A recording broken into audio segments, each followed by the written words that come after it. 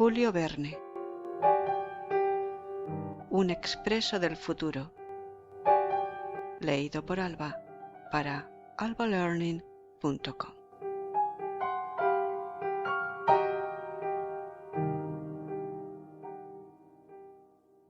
¡Ande con cuidado!, gritó mi guía. ¡Hay un escalón! Descendiendo con seguridad por el escalón de cuya existencia así me informó, entré en una amplia habitación, iluminada por enceguecedores reflectorios eléctricos, mientras el sonido de nuestros pasos era lo único que quebraba la soledad y el silencio del lugar. ¿Dónde me encontraba? ¿Qué estaba haciendo yo allí? Preguntas sin respuesta. Una larga caminata nocturna, puertas de hierro que se abrieron y se cerraron con estrépitos metálicos, escaleras que se internaban, así me pareció, en las profundidades de la tierra. No podía recordar nada más. Carecía, sin embargo, de tiempo para pensar. Seguramente usted se estará preguntando quién soy yo, dijo mi guía. El coronel Pierce a sus órdenes. ¿Dónde está? Pues en Estados Unidos. En Boston. En una estación. ¿Una estación? Así es. El punto de partida de la compañía de tubos neumáticos de Boston a Liverpool. Y con gesto pedagógico, el coronel señaló dos grandes cilindros de hierro, de aproximadamente 1,5 metros de diámetro, que surgían del suelo, a pocos pasos de distancia. Miré esos cilindros que se incrustaban a la derecha en una masa de mampostería, y en su extremo izquierdo estaban cerrados por pesadas tapas metálicas, de las que se desprendía un racimo de tubos que se empotraban en el techo. Y al instante comprendí el propósito de todo esto. ¿Acaso yo no había leído, poco tiempo atrás, en un periódico norteamericano, un artículo que describía este extraordinario proyecto para unir Europa con el Nuevo Mundo mediante dos colosales tubos submarinos? Un inventor había declarado que el asunto ya estaba cumplido. Y ese inventor, el coronel Pierce, estaba ahora frente a mí. Recompuse mentalmente aquel artículo periodístico. Casi con complacencia, el periodista entraba en detalle sobre el emprendimiento. Informaba que eran necesarios más de 3.000 millas de tubos de hierro, que pesaban más de 13 millones de toneladas, sin contar los buques requeridos para el transporte de los materiales. 200 barcos de 2.000 toneladas, que debían efectuar 33 viajes cada uno. Esta armada de la ciencia era descrita llevando el hierro hacia dos navíos especiales, a bordo de los cuales eran unidos los extremos de los tubos entre sí, envueltos por un triple tejido de hierro y recubiertos con una preparación resinosa, con el objeto de resguardarlos de la acción del agua marina. Pasado inmediatamente el tema de la obra, el periodista cargaba los tubos, convertidos en una especie de cañón de interminable longitud, con una serie de vehículos que debían ser impulsados con sus viajeros dentro por potentes corrientes de aire, de la misma manera en que son trasladados los despachos postales en París.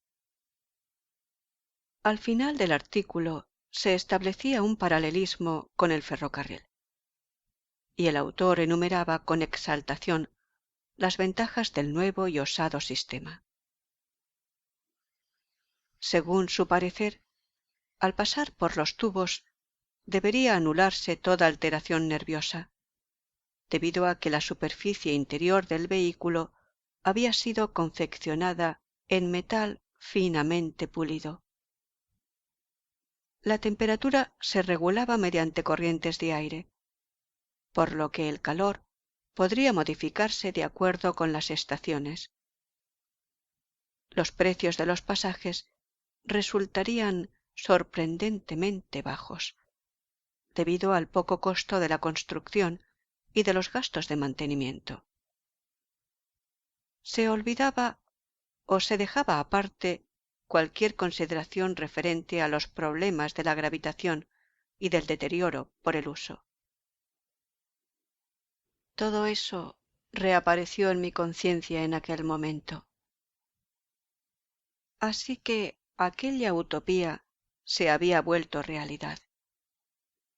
Y aquellos 2 cilindros que tenía frente a mí partían desde este mismísimo lugar, pasaban luego bajo el Atlántico y finalmente alcanzaban la costa de Inglaterra. A pesar de la evidencia, no conseguía creerlo. Que los tubos estaban allí era algo indudable. Pero creer que un hombre pudiera viajar por semejante ruta, jamás. Obtener una corriente de aire tan prolongada sería imposible. Expresé en voz alta aquella opinión. Al contrario, absolutamente fácil, protestó el coronel Pierce. Todo lo que se necesita para obtenerla es una gran cantidad de turbinas impulsadas por vapor, semejantes a las que se utilizan en los altos hornos. Estas transportan el aire con una fuerza prácticamente ilimitada, propulsándolo a 1800 kilómetros horarios, casi la velocidad de una bala de cañón.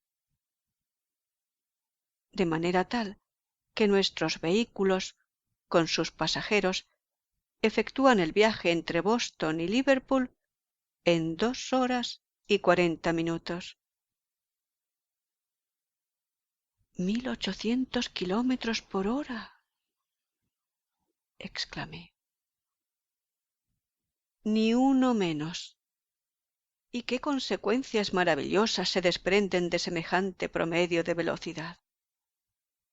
Como la hora de Liverpool está adelantada con respecto a la nuestra en 4 horas y 40 minutos, un viajero que salga de Boston a las 9 arribará a Liverpool a las 3:53 de la tarde. ¿No es este un viaje hecho a toda velocidad? Corriendo en sentido inverso hacia estas latitudes, nuestros vehículos le ganan al sol más de 900 kilómetros por hora, como si treparan por una cuerda movediza. Por ejemplo, partiendo de Liverpool al mediodía, el viajero arribará a esta estación a las 9:34 de la mañana. O sea, más temprano que cuando salió. No me parece que alguien pueda viajar más rápidamente que eso. Yo no sabía qué pensar. ¿Acaso estaba hablando con un maniático? ¿O debía creer todas esas teorías fantásticas a pesar de las objeciones que brotaban de mi mente? Muy bien, así debe ser, dije. Aceptaré que los viajeros puedan tomar esa ruta de locos y que usted pueda lograr esta velocidad increíble. Pero una vez que la haya alcanzado, ¿cómo hará para frenarla? Cuando llegue a una parada, todo volará en 1000 pedazos. No, de ninguna manera, objetó el coronel, encogiéndose de hombros. Entre nuestros tubos, uno para irse, el otro para regresar a casa, alimentados consecuentemente por corrientes de direcciones contrarias, existe una comunicación en cada juntura. Un destello eléctrico nos advierte cuando un vehículo se acerca. Librado a su suerte, el tren seguiría su curso debido a la velocidad impresa, pero mediante el simple giro de una perilla podemos accionar la corriente opuesta de aire comprimido desde el tubo paralelo y, de a poco, reducir a nada el impacto final. ¿Pero de qué sirven tantas explicaciones? ¿No sería preferible una demostración? Y sin aguardar mi respuesta, el coronel oprimió un reluciente botón plateado que salía del costado de uno de los tubos. Un panel se deslizó suavemente sobre sus estrías y a través de la abertura así generada alcancé a distinguir una hilera de asientos, en cada uno de los cuales cabían cómodamente 2 personas, lado a lado. «¡El vehículo!», exclamó el coronel. «¡Entre!». Lo seguí sin oponer la menor resistencia, y el panel volvió a deslizarse detrás de nosotros, retomando su anterior posición.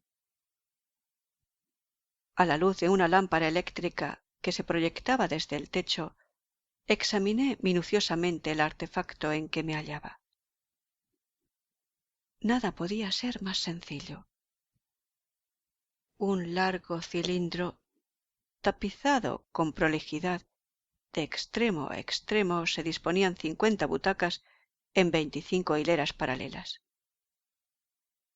Una válvula en cada extremo regulaba la presión atmosférica, de manera que entraba aire respirable por un lado y por el otro se descargaba cualquier exceso que superara la presión normal.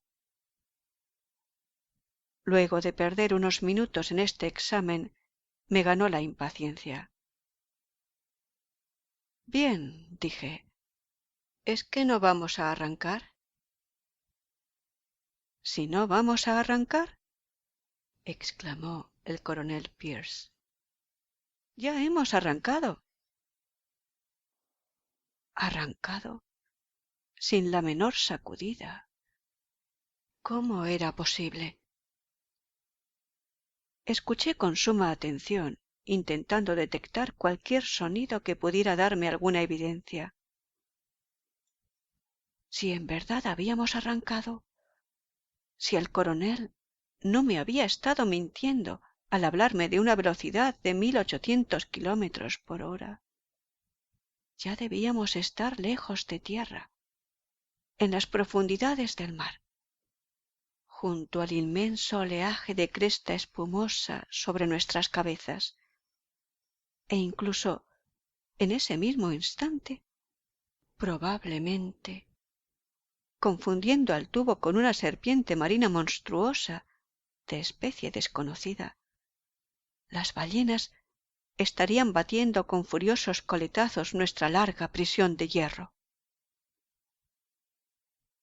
Pero no escuché más que un sordo rumor, provocado, sin duda, por la traslación de nuestro vehículo, y ahogado por un asombro incomparable, incapaz de creer en la realidad de todo lo que estaba ocurriendo, me senté en silencio, dejando que el tiempo pasara. Luego de casi una hora, una sensación de frescura en la frente me arrancó de golpe del estado de somnolencia en que había caído paulatinamente. Alcé el brazo para tocarme la cara. Estaba mojada. ¿Mojada? ¿Por qué estaba mojada? ¿Acaso el tubo había cedido a la presión del agua? Una presión que obligadamente sería formidable, pues aumentaba a razón de una atmósfera por cada 10 metros de profundidad. Fui presa del pánico.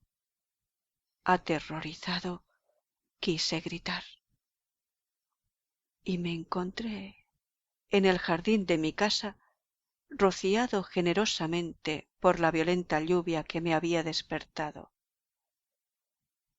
Simplemente me había quedado dormido mientras leía el artículo de un periodista norteamericano referido a los extraordinarios proyectos del coronel Pierce, quien a su vez, mucho me temo, también había estado soñando.